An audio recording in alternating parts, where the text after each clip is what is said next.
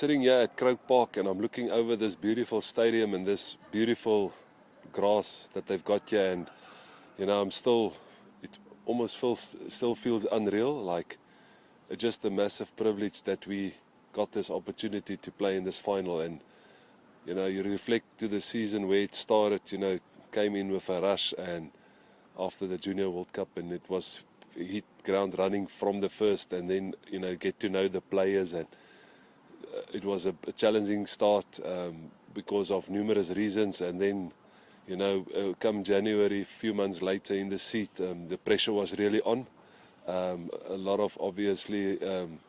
challenges that we had to face, and we were obviously fighting for survival and making the playoffs, not even the final. So,